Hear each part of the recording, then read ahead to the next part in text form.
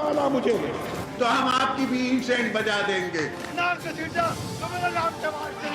United States ended 20 years of war in Afghanistan.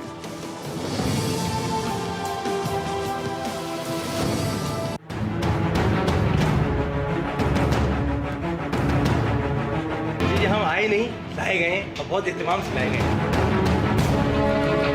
मैं ruling देता हूँ कि एतमाद की करारदाद आइन और कौमी मुख्तारी व आज़ादी से मुनाफी है और रूल्स और ज़ाब्ते के खिलाफ है। ये करारदाद में मुस्तरद डिसअलाउ करने की रूलिंग देता हूँ। स्पीकर के ओहदे पे मजीद नहीं रह सकता। मैं अपने ओहदे से इस्तीफा देता हूँ। Mia Mohammad Shehbaz Sharif Saab is declared to have been elected as the Prime Minister of the Islamic Republic of Pakistan. Welcome back to Purana Pakistan. आज के दिन इस ऐवान ने एक सिलेक्टेड झुर्रू की पैदावार वजीर आजम को आइन और कानून के जरिए अपने घर का रास्ता बताया है। अब तो सफ़े भी पलट गए और एक पेज वाले भी इधर के उधर चले गए। मेरे पीछे भी करोड़ों लोग खड़े हैं, मेरे लीडर के पीछे भी करोड़ों लोग खड़े हैं और हम दुश्मन नहीं हैं। हम आजाद पाकिस्तान के ख्वाह हैं। आज हम मुस्तफी होने का ऐलान कर रहे हैं।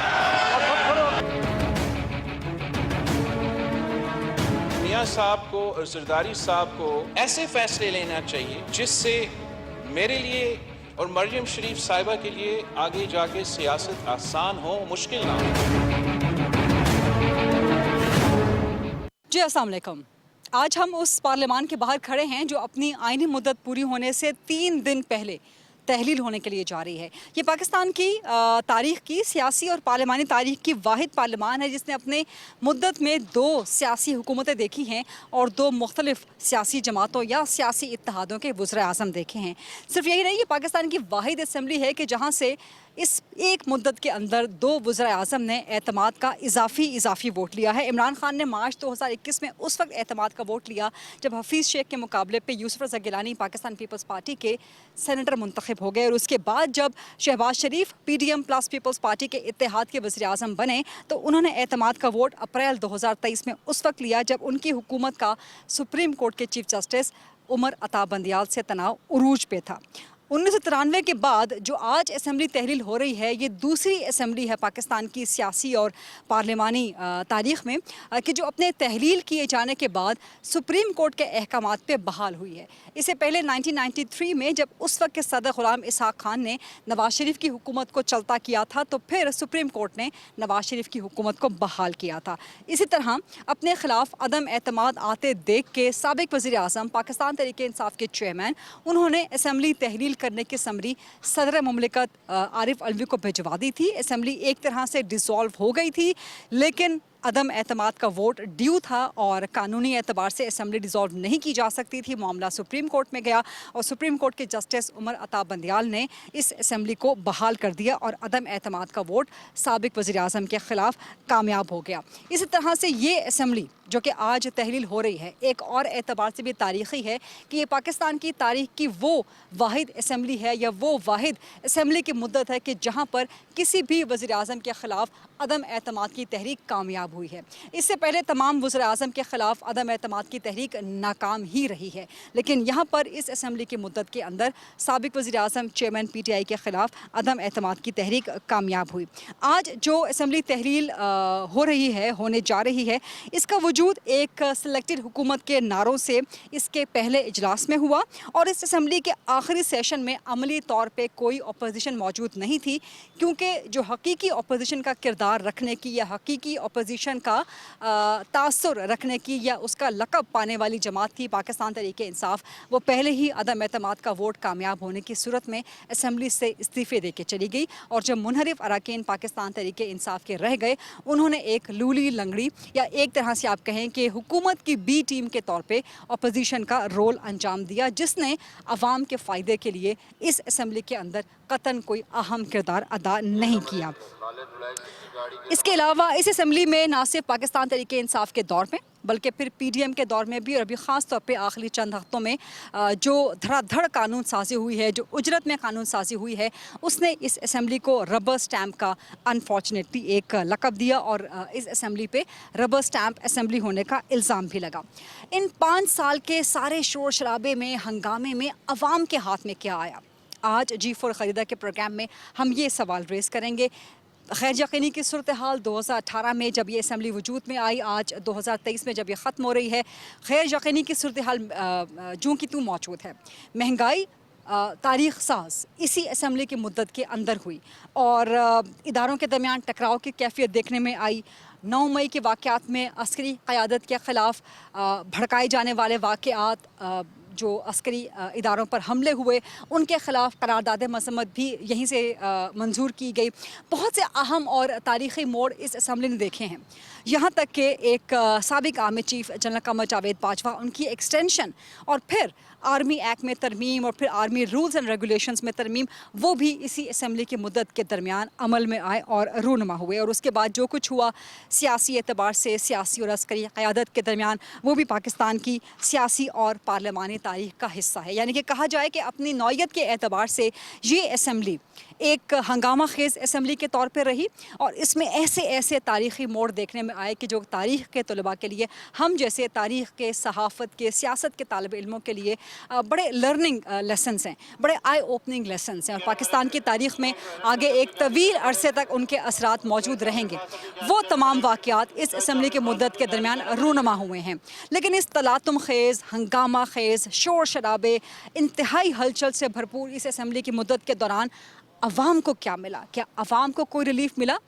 वो अवाम जो कि अपने नुमाइंदों को मुंतखब करके इस असम्बली में भेजते हैं, उस अवाम के हाथ में, उस 22, 23, 25 करोड़ अवाम के हाथ में क्या आया? अब नई मरदमशुमारी भी हो चुकी है, इलेक्शंस कब होने हैं? क्या अवाम को दोबारा से अपना हक़ के इंतखाब मिलेगा? इसी असम्बली के तहत हुकूमत करने वाली सियासी जमातों ने नई मरदमशुमारी की मंजूरी दे दी है, जिसमें तमाम सियासी जमातों को तहफ़्फ़ुज़ात भी हैं, इख्तलाफ़ात भी हैं। वो कहते हैं कि उनके वोटर्स की तादाद कम रखी गई है, वोटर लिस्टें गलत हैं। तो क्या अवाम का सही हक़ के नुमाइंदगी इस पार्लियामान के तहत वजूद में आने वाली तमाम हुकूमतों ने, या ख़ास तौर पे जितनी भी हुकूमतें कम अज़ कम इस पार्लियामान की इस मुद्दत में रही हैं, क्या आवाम को वो हक़ के नुमाइंदगी, क्या आवाम को वो हक़ के हुक्मरानी दिया गया है? क्या आवाम इस असम्बली की मुद्दत से मुतमईन हैं?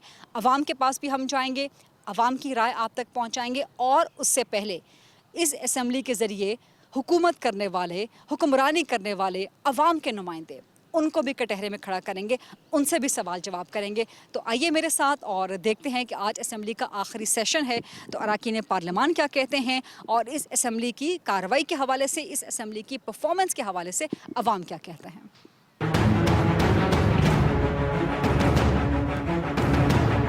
शेख रोहिल असगर साहब मुस्लिम लीग नून के सीनियर मरकज़ी सरकर्दा रहनुमा हैं, MNA हैं।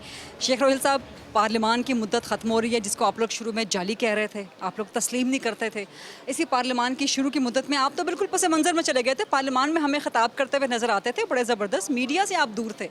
आपकी हुकूमत आई है तो फिर आप ज़रा मीडिया को आपने हल्का रुख रोशन दिखाना शुरू किया, लेकिन इस जाली पार्लियामान की मुद्दत में आप लोगों ने अपने वज़ीर आज़म को बनवा भी लिया, अब मुद्दत ख़त्म हो रही है, क्या कहते हैं?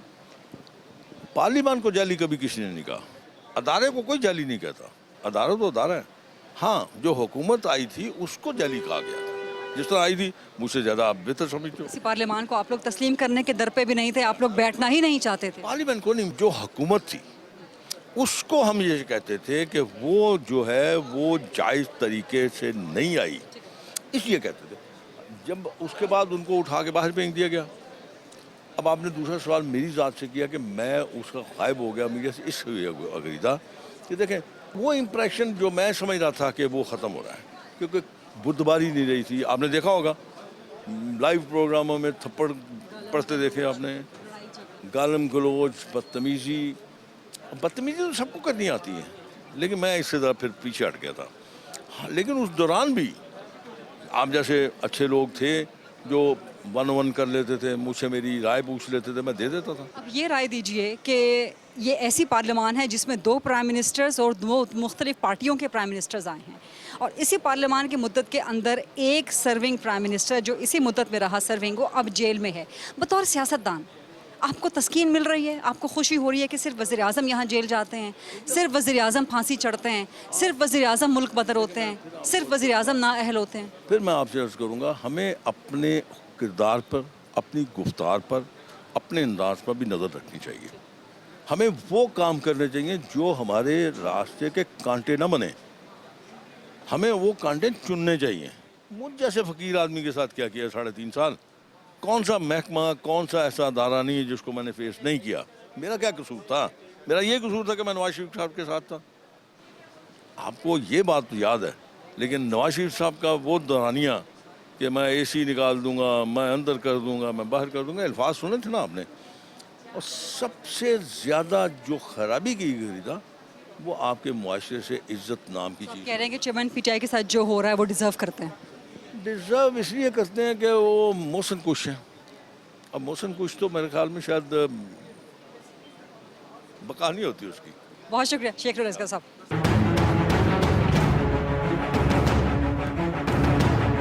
कादी मंदोखिल साहब, आज उस पार्लियामान की मुद्दत ख़त्म हो रही है जिसको आप लोग जाली कहते रहे, जहां से इलेक्ट होने वाले पहले प्राइम मिनिस्टर को आप लोगों ने सिलेक्टेड कहा, और जिसके आखिरी 1.25 साल में अपोजिशन इसको जाली कहती रही। मेरे ख्याल में जाली का लफ्ज़ उन्होंने इस्तेमाल किया, हमने तो सेलेक्टेड किया है, और मैं आज भी कहता हूँ सेलेक्टेड है। पार्लियामान सिलेक्टेड है। इमरान खान साहब सेलेक्टेड थे, और सबको पता है, किसी चुपी भी नहीं है। बाकी बात ये, पीपल्स पार्टी का हमेशा रवायत रही है कि इससे पहले भी जो इलेक्शन हुई है, RO का इलेक्शन था, जो जरदारी साहब ने कहा, RO का इलेक्शन होते हुए भी सारे सबूतों के बावजूद हमने ज्वाइन किया है। और जिस पार्लियामान को हम सेलेक्टेड कर रहे उस पार्लियामान में भी हमें पता था कि सिलेक्शन हुआ है, उसके बावजूद हम, क्योंकि हम जमहूरियत पे यकीन कर रहे हैं, हम किसी को स्पेस नहीं देना चाह रहे। बाकी इसके हवाले से यकीनन मैं कहूँगा कि हमारी हुकूमत महंगाई काबू करने में जो ना वो नाकाम रही है। उसकी वजह ये है कि PTI के दौर में जहाँ IMF को मुआहदा तोड़ा। नहीं, आपने बड़ी बात कर दी। आपने कहा कि तस्लीम किया कि PDM प्लस पीपल्स पार्टी की हुकूमत महंगाई कंट्रोल करने में नाकाम रही। ये नाकामी का तमखा लेके आप इलेक्शन में कैसे जाएंगे? क्या इसीलिए इलेक्शन से भाग रहे हैं कि आप लोगों ने अभी नई मरदमशुमारी जिसमें फिर ताख़ीर हो जाएगी, हल्का बंदियों की, निगरान सेटअप के तूल पकड़ने का, तो आप लोग शुक्र अदा कर रहे हैं? देखिए, मैं आपके सामने बड़ी बात नहीं कर रहा हूँ कि महंगाई हमने कंट्रोल की। एक आदमी को पता है महंगाई कंट्रोल नहीं हो सकती है। उसकी वजह आपने सुनिए बगैर, और मुझे उम्मीद है कि आप अपना न्यूज़ में भी ये चलाएंगे कि बारूदी सुरंगें, जिस तरह PTI की हुकूमत थे, जिस तरह IMF का मुआहदा तोड़ा, जहाँ बिलावल भुट्टो जरदारी साहब की सरबराही में पाकिस्तान की दुनिया की तारीखी लॉन्ग मार्च 10 दिन 10 रात हमने गुजरे, और इमरान खान साहब ने उस वक्त पेट्रोल 10 रुपये और डीजल 10 रुपये IMF के मुआहदे के बावजूद कि वो हर 15 दिन बाद भी 4 रुपये बढ़ाना था, 10 रुपये कम कर दिए। तो वहाँ से IMF ने अपने मुआहदे की जो बुरा माना, और जहाँ 15 साल 15 महीने में मौजूदा हुकूमत, जो शहबाज शरीफ साहब खुद कहते थे कि नाक रगड़वाया हमें, तो ये भी रियलिटी है। सर 150 का पेट्रोल 300 के पेट्रोल तक हो गया। आप माशाल्लाह बड़ा ज़बरदस्त सूट बूट पहन के आए हैं, आपको फ़र्क नहीं पड़ता होगा मेरा ख्याल है। और आप लोगों को तो खैर वो मिलता है ना, अलाउंस वगैरह भी, पेट्रोल वगैरह की चीज़ें वगैरह मिलती हैं माशाल्लाह से। लेकिन आवाम से पूछें सर, मोटरसाइकिल चलाने वाला, छोटी मोटी गाड़ियाँ चलाने वाला, उनके लिए मस्त आपके पीछे खड़े हैं ये आवाम के लोग। सर 150 के पेट्रोल से आप लोग 300 के पेट्रोल पे ले आए हैं, और आप उसका जिम्मेदार कह रहे हैं कि PTI की हुकूमत है। पहली बात पेट्रोल की बात करो, यकीनन पेट्रोल की मैंने पहले भी मजम्मत की है, क्योंकि मुसद्दिक मलिक साहब ने कहा कि हम रशिया से पेट्रोल ला रहे, सस्ता करेंगे। सस्ता करने की वो की है। मैंने आज ने उस दिन भी मीडिया के सामने बात की कि ये उसने नाजायज़ किए, आवाम के ऊपर एक बोझ डाला।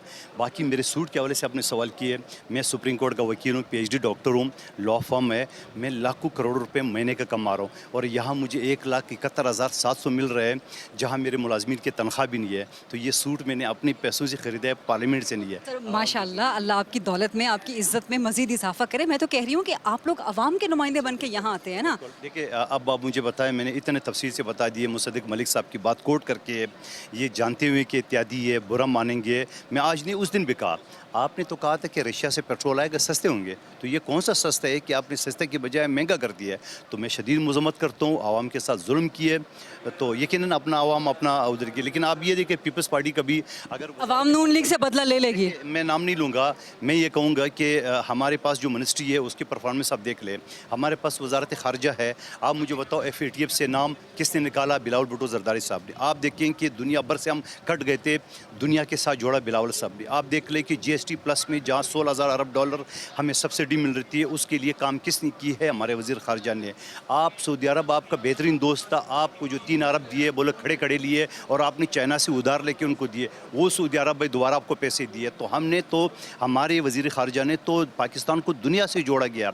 उसके अलावा दूसरी मिनिस्ट्री है जो हमारे पास इकनॉमिक्स की है, नवीद कबर साहब की, आप उनका परफॉर्मेंस देख के लिए। हमारे दूसरी छोटी मोटी जो मिनिस्ट्री है, तो मैं ये समझ रहा हूँ कि हमने अपनी मिनिस्ट्री में परफॉर्मेंस दिखाया है और आवाम के लिए जारी बात है इत्यादि जो दूसरी पार्टी है वो उनके ज़िम्मेदार होंगे, चाहे पेट्रोल का हो, चाहे गैस का हो, चाहे दूसरे तीसरे हो। एक आखिरी सवाल आपसे, इस पार्लियामान की मुद्दत के अख्ताम पे क्या आप समझते हैं कि जमहूरियत को, जमहूरी निज़ाम को ख़तरा लाहक नज़र आ रहा है? क्योंकि इलेक्शन भी ताख़ीर का शिकार हो गए, मरदमशुमारी होनी है, कितने महीने बाद होते हैं, हो पाते हैं कि नहीं हो पाते, इसी साल में, अगले साल में, केयरटेकर सेटअप के एक्सटेंड होने की बातें हो रही हैं। तो इस पार्लियामान के मुद्दत के अख्ताम पे आपको लगता है कि जमहूरियत को, जमहूरी निज़ाम को ख़तरा है? और पार्लियामान के आखिरी दिनों में आपकी जमात समेत इस पार्लियामान ने जिस तरह से धड़ाधड़ कानून साजी की है, रबर स्टैम्प बना के रख दिया आप लोगों ने पार्लियामान को। नहीं, रबर स्टैम्प कहना मुनासिब नहीं है।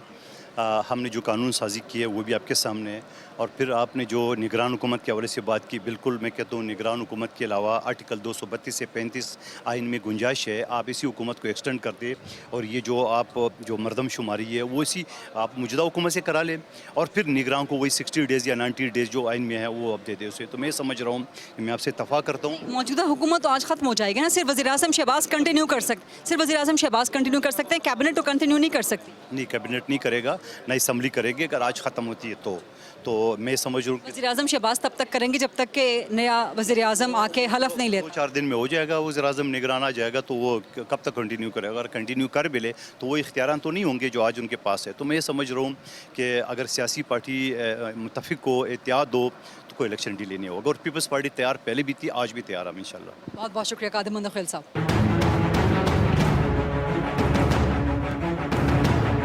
डॉक्टर अफरान साहब, वो असेंबली जिसको आप लोग जाली कहा करते थे, जिसका मैंडेट आप लोग तस्लीम नहीं करते थे, उसी असेंबली में आप लोग पहले अपोजिशन में रहे, फिर आपके अपोजिशन से वज़ीर-ए-आज़म बन गए शहबाज शरीफ साहब।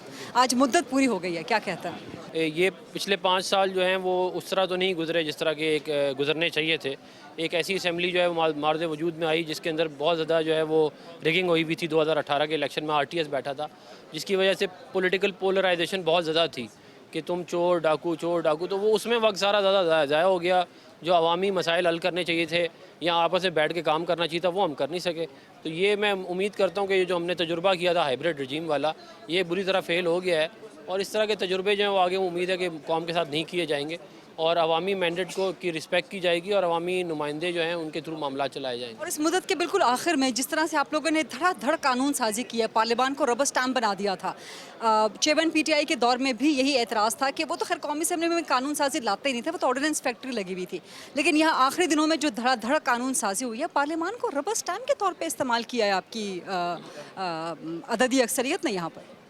देखिए, बात यह है कि आपकी बात दुरुस्त है कि बहुत सारे जो हैं वो बल्क में बिल्स लाए गए हैं और वो पास कराए गए हैं और जो है वो बेहतर होता कि मामलात ऐसे ना चलाए जाते और जो है उन पर ज़्यादा डिटेल में बहस की जाती। मगर क्योंकि आप यकीन करें पिछले 1.5 साल से हम फायर फाइटिंग ही कर रहे हैं कि एक मसला हल करते हैं, दूसरा तीसरा चौथा, कभी कोई धरने हो रहे हैं, कभी कोई किसी की अपॉइंटमेंट हो रही है, कभी कोई मसला, कभी तो वो जो फोकस था वो उस तरह नहीं था लेजिस्लेटिव साइड के ऊपर जो कि होना चाहिए था।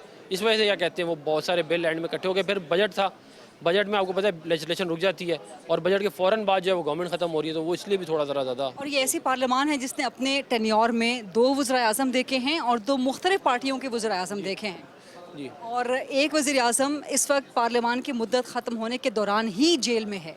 तो क्या आपके लिए बतौर सियासतदान ये काबिल बर्दाश्त है कि सिर्फ सियासतदान ही जेल जाते हैं, सिर्फ वज़ीर-ए-आज़म जेल जाते हैं, सिर्फ वज़ीर-ए-आज़म को फांसियाँ होती हैं, सिर्फ वज़ीर-ए-आज़म जो है वो मुल्क बदर होते हैं? क्या ये तरीका मुनासिब है?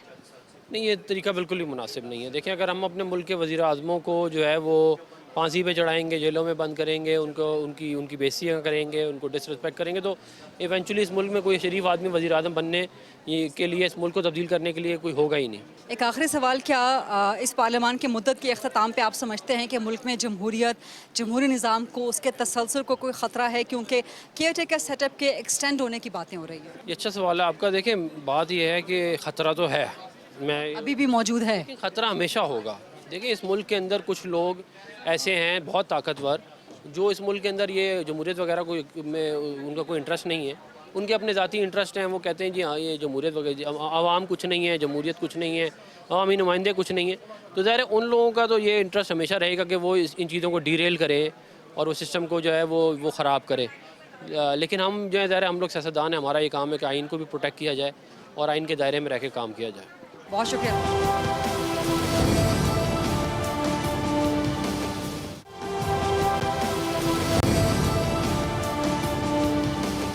अली गौहर बलोच साहब मुस्लिम लीग नून के मरकज़ी सरकर्दा रहनुमा हैं, MNA हैं। इस असम्बली में MNA रहे जिसकी मुद्दत आज अपनी आइनी मुद्दत से 3 रोज़ पहले ख़त्म होने जा रही है। अस्सलाम वालेकुम अली गौहर बलोच साहब, लेकिन आपने मुझे बताया अभी ये रिकॉर्ड करने से पहले कि आप आज मुल्क से फ़रार हो रहे हैं अपनी हुकूमत के असम्बली की मुद्दत के अख्ताम पे। फ़रार होने की नौबत क्यों आ गई? नहीं, एक्चुअली मैं फ़रार तो नहीं हो रहा।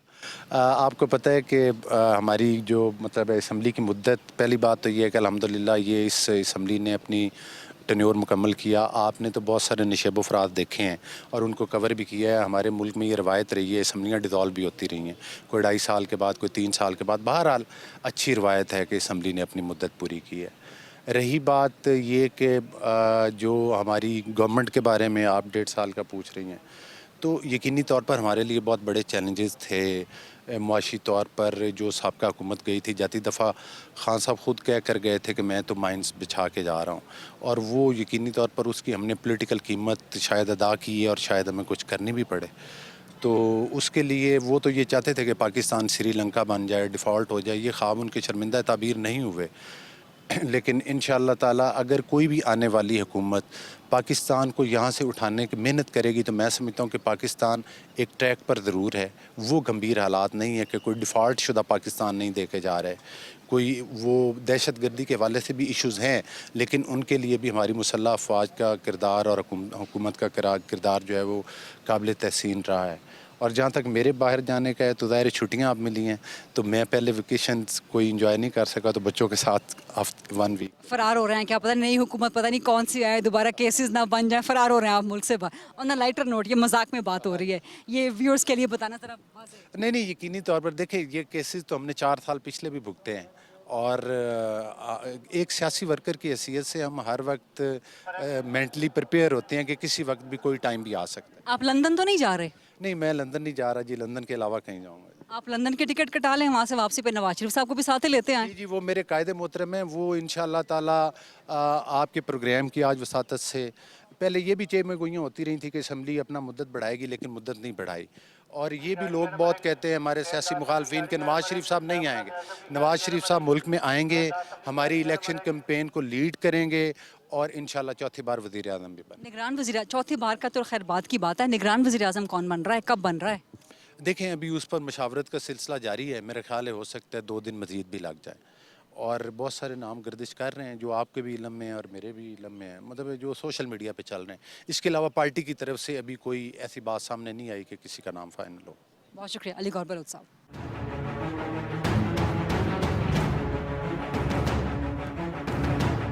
अरकान पार्लियामान की गुफ्तगू आपने सुनी, वो जिस किस्म के भी हीले बहाने दे रहे थे, जो भी लॉजिक रीजनिंग दे रहे थे कि इस 5 साल की मुद्दत के दौरान क्या कुछ काम किया नहीं किया उन्होंने।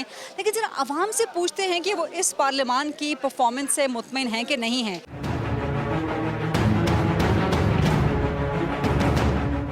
माँ जी वालेकुम सलाम। ये आज कौमी असम्बली की मुद्दत ख़त्म हुई है, आपको पता है? हाँ जी पता है कि हुकूमत ख़त्म हो गई है आज। हाँ, हुकूमत किसकी हुकूमत थी, पता थी? शहबाज शरीफ का। शहबाज शरीफ की। तो कोई फ़र्क पड़ा है आपको? बहुत फ़र्क पड़ा है बेटा, महंगाई ज़्यादा हो गया, हम भूख से मरती, हमारा आटा 150 रुपये किलो हो गया, घी 650 रुपये किलो हो गया। तो ये इसका बड़ा मेहरबानी तो ये है ना कि महंगाई इतना ज़्यादा कि अनाज गरीब बर्बाद हो गया। हम दिन के खाना नहीं खाते, रात को लंगर से रोटी लेती हूँ। तो ये इसका बचाई है बेटा। अल्लाह इसको कभी ऐसे बचाई ना लेके आओ। अल्लाह ऐसे बचाई लाओ ना, चाहिए कोई भी अच्छा हो। हमको पता नहीं है कौन अच्छा है कौन बुरा है ना, अल्लाह को पता है। तो अल्लाह ऐसे वज़ीर आज़म लेके आए ना कि सारे गरीबों का और सारे मुसलमान का इसको तकलीफ़ को पता होगा और सस्ता की सब चीज़ महंगाई ख़त्म हो जाएगी। तो हमारे लिए काफ़ी है। हमारे पास तो इतना वसाइल भी नहीं है। अब बेटा हम दो पंखों का, हमारा 2 पंखों का अब आगे हम लोगों को ऐसे भी नहीं बता सकते कि हमको शर्म आती है कि हमारे साथ थोड़ा सा तावन करे। हमारा 2 पंखों का 14,000 बिल आ गया तो हमारा सारा सामान भी बीत गया, हम पूरा कर सकती है? नहीं पूरा कर सकती है ना। तो अल्लाह कभी भी ऐसे बादशाह ना ले आओ। अल्लाह ऐसी बादशाह बिठा देना कि सारे गरीब सारे मुसलमान की मुस्तकबिल अच्छा हो और गुलामी से आज़ाद हो। बेटा ये सुबह से हमने ये बेच दिया, हम इस पे पूरा कर सकती है। सुबह से बेटा ये तो 300 का सौदा बेच दिया बेटा, हम गरीब बर्बाद हो गया। हमारा छोटे छोटे बच्चे, हमारा बेटा भी नहीं है, इसको 7 साल हो गया, इसका मुद्दे हो गया। बेटा किधर से पूरा करो, हम बहुत मजबूर है। हम दिन की रोटी भी नहीं खाती बेटा, शाम को लंगर से सालन लेके जाती हूँ। बेटा हमको बहुत तकलीफ है, अल्लाह को पता है हमको बहुत तकलीफ है। हम किसी की क्या बात कर सकती है, हम बहुत मजबूर है बेटा। ये हमारा ये ज़िंदगी है, हमारा ये ज़िंदगी है। ऐसी ज़िंदगी तो मौत में बेहतर है। हमारा छोटे छोटे पोते हैं, किधर से पूरा करेंगे? हम बहुत गरीब है बेटा। अल्लाह इसको फिर ना लाया, अल्लाह ऐसे बादशाह बिठा दे, गरीब का अच्छा हो गया, सस्ता हो गया, सब कुछ सस्ता हो गया। तो हमारे लिए तुम्हारा मुश्किल तो आसान हो गया ना बेटा। हम बहुत मजबूर है बेटा, अल्लाह को पता है, किसी को कोई पता नहीं, अल्लाह को पता है, सारे लोगों को पता है हम कितना मजबूर है बेटा।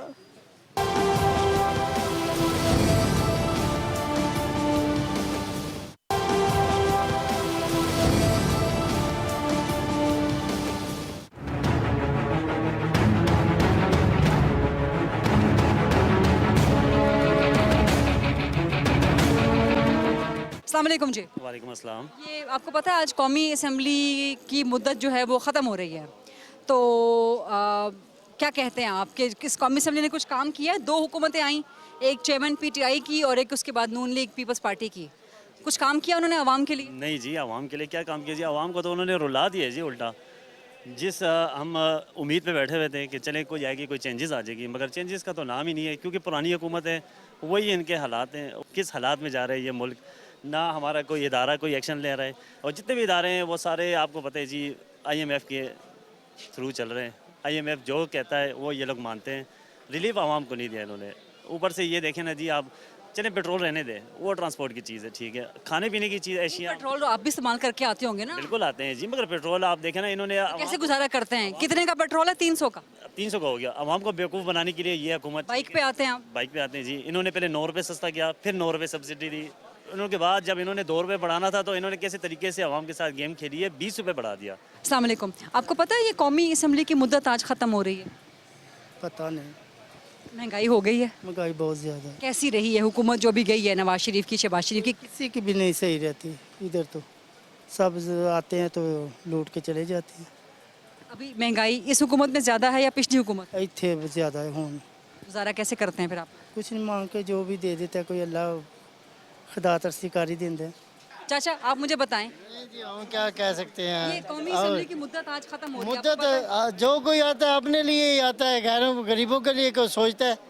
कौन सोचता है गरीबों के लिए? जो कुछ होता है अपने लिए बनाते हैं, अपने लिए करते हैं। गरीब आदमी 32,000 तनख्वाह दिया, पूछा है किसी ने 32,000 को दे रहा है? जाके असम्बली में देखो ना कितने कितने ले रहे हैं तनख्वाहें। एक की तनख्वाह कितनी है? हमारी 18,600 रुपये है। कैसे गुजारा करते हैं? तो गुजारा कैसे होगा? गुजारा फिर क्या करें हम? गुजारा फिर रोटी तो खानी है। आपको कोई फ़र्क पड़ता है कौमी असम्बली की मुद्दत आज ख़त्म हो, 3 दिन बाद ख़त्म हो, 5 साल चले ना चले, आपको फ़र्क पड़ता है? क्या फ़र्क पड़ता है? हमने बस यही मजदूरी करनी है, रोटी खानी है बस। आप भाई साहब आपसे बात करना चाहूँगी, कौमी असम्बली की आज मुद्दत ख़त्म हो रही है, आपको पता है, अंदाज़ा है? जी जी जी तो क्या कहेंगे आप इस कौमी असम्बली में रहने वाले जितने हुक्मरान हैं, बड़े बड़े अमीर लोग हैं, कुछ आप लोगों के लिए किया है इन्होंने? कुछ भी नहीं मैडम, हमारे लिए कुछ भी नहीं, कोई भी नहीं सोचता। हर दौर देखा, सभी बातें, सियासी बातें करके बस अपना वक्त गुजारी। कोई फ़र्क पड़ा है आपको कि आज कौमी असम्बली की मुद्दत ख़त्म हो गई, 5 साल पूरे कर लिए, आपके लिए आपकी ज़िंदगी पे कोई फ़र्क पड़ा है? कोई फ़र्क नहीं पड़ा। अम्मा, ये कौमी असम्बली की मुद्दत आज ख़त्म हुई है, कुछ पता है आपको? नहीं।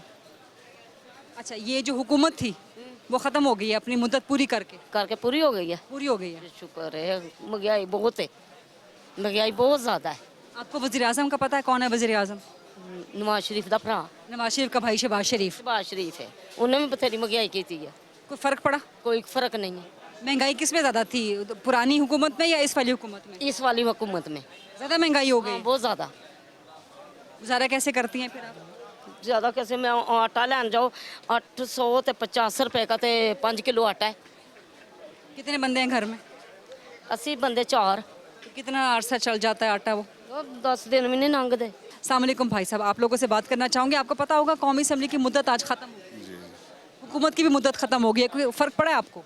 नहीं, फ़र्क तो बिल्कुल पड़ा हुआ है। इस टाइम पे मुल्क के हालात बहुत ख़राब हैं, फिर भी इन्होंने कुछ बेहतरी कर ली है मुल्क के हालात में।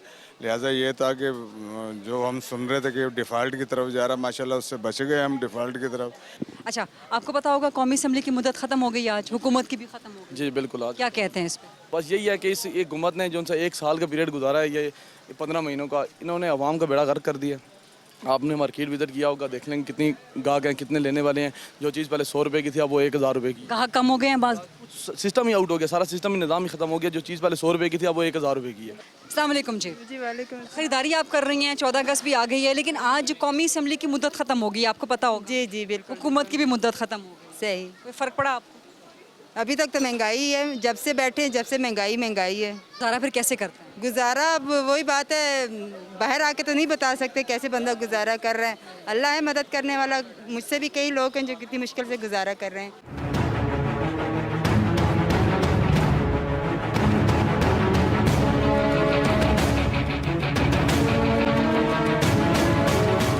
आज के प्रोग्राम में, जो कि कौमी असम्बली की मुद्दत पूरी होने पे और अपनी आइनी मुद्दत से पहले तहलील किए जाने के हवाले से हमने आपको अरकान पार्लियामान की गुफ्तगू भी सुनाई, और सबसे इम्पॉर्टेंट कि हमने आपको अवाम की आवाज़ पहुँचाई। अवाम मुतमईन नहीं है इस पार्लियामान की कारकर्दगी से। वो चाहते हैं, वो समझते हैं कि जिनको वो वोट के ज़रिए मुंतखब करके इस पार्लियामान में भेजते हैं, वो पार्लियामान में पहुँचने के बाद और वहाँ पर अक्सरियत हासिल करने के बाद जो हुकूमत बना के इस घर तक आते हैं, जो मेरे अकब में आपको नज़र आ रहा है, प्राइम मिनिस्टर हाउस में, तो फिर अवाम कहते हैं कि यहाँ तक पहुँचते पहुँचते वो हमें भूल जाते हैं। अवाम के वोट लेने से पार्लियामान तक जाने का और पार्लियामान से लेके PM हाउस आने तक का सफ़र यहाँ से तो चंद फरलांग का है, लेकिन अवाम के दरमियान, हुक्मरानों के दरमियान, सियासतदानों के दरमियान, सियासतदानों और अवाम के दरमियान जो फ़ासला है, अगर ये अवाम को हुकूक नहीं मिलेंगे तो ये चंद फरलांग का नहीं रहेगा, ये कोसों दूर का फ़ासला हो जाएगा, मीलों दूर का फ़ासला हो जाएगा। अब इसकी अहमियत आप इस बात से अंदाज़ा लगा लीजिए कि इस मुद्दत में, इस पार्लियामान की मुद्दत के अंदर 2 वज़ीर आज़म आए और दोनों अवाम को खुश करने में नाकाम रहे। अब इलेक्शन में जाना है, इलेक्शन के लिए निगरान वज़ीर आज़म ने आना है, जो कि इसी वज़ीर आज़म हाउस में आके क़याम करेगा, यहीं पर बैठेगा, और अभी तक निगरान वज़ीर आज़म का नाम भी फाइनल नहीं हो सकेगा। अब निगरान वज़ीर आज़म का चूँकि अवाम के साथ उतना ताल्लुक़ नहीं होता, इलेक्ट होके नहीं आता, सिलेक्ट होके आता है, सो अगर 3 या 30 दिन या 60 दिन के लिए आता है, 60 दिन के लिए, 90 दिन के लिए आता है, या उससे भी तवालत इख्तियार कर जाता है, 6 महीनों के लिए आता है, तो ज़ाहिर है वो आवाम को जवाबदेह नहीं होगा। आवाम को वही जवाबदेह होगा जो कि इलेक्शन के ज़रिए आएगा, इलेक्शन के ज़रिए आवाम का वज़ीर आज़म मुंतखब होकर फिर इस वज़ीर आज़म हाउस में बैठेगा। लेकिन क्या एक नया वज़ीर आज़म, एक नई पार्लियामान, एक नई असम्बली, एक नया इलेक्शन आवाम को कुछ नया दे सकेंगे? ये वो सवाल है जो पाकिस्तान में पिछले कई सालों से, कई दहाइयों से मुसलसल किया जा रहा है, और आवाम को ना तो इस सवाल का जवाब मिल रहा है, ना ही उनको उनका हक मिल रहा है। इस्लामाबाद के कॉन्स्टिट्यूशन एवेन्यू से यह था आज का खुसूसी प्रोग्राम। इजाज़त दीजिए, I'll see you tomorrow इंशाल्लाह at 8 o'clock। अल्लाह हाफ़िज़।